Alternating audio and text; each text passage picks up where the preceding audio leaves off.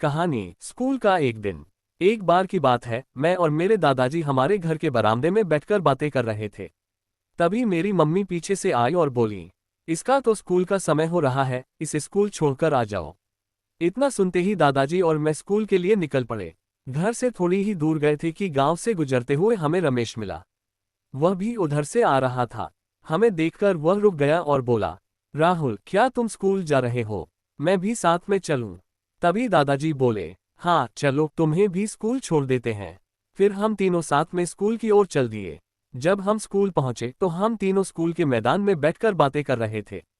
उसी समय हमारे टीचर पीछे से आए। दादाजी ने उन्हें देखकर कहा, रास्ते में चलते चलते मेरी कमर में दर्द हो गया है। इस पर टीचर बोले, आप वेटिंग रूम में जाकर थोड़ा आराम कर लीजिए, थोड़ी देर में क्लास शुरू हो जाएगी। हम और दादाजी वेटिंग रूम में थे। हमने दादाजी को एक बेंच पर बैठा दिया और खुद उनके पास खड़े हो गए।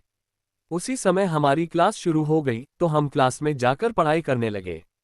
जैसे जैसे समय बीतता गया, क्लास खत्म हो गई।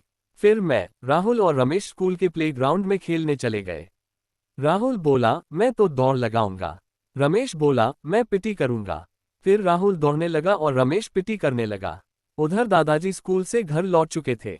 वो बरामदे में जाकर बैठ गए और बोले, बहू, पानी का गिलास देना। तभी राहुल की माँ पानी लेकर आई और दादाजी को दिया। इधर स्कूल की छुट्टी हो गई और राहुल और रमेश भी घर के लिए निकल पड़े। जाते जाते याद आया कि मम्मी ने कुछ फल लाने को कहा था, तो मैं और रमेश दोनों फल की दुकान पर चले गए। जब हम लोग फलों के दाम पूछ रहे थे तब फल वाला बोला, बच्चों, तुम क्या फल लेने आए हो? रमेश बोला, हाँ जी भैया, लेकिन फल ज्यादा महंगे होने के कारण हमने फल नहीं लिए और दुकान से वापस चल दिए। फिर रमेश अपने घर चला गया और मैं भी अपने घर आ गया। घर आकर मैं बरामदे में बैठ गया। तभी मम्मी आई और बोली, आज स्कूल में क्या पढ़ाया गया? मैंने जवाब दिया, ज्यादा नहीं, सिर्फ प्रकृति नेचर के बारे में बताया। मम्मी बोली, ठीक है। फिर मैं अपने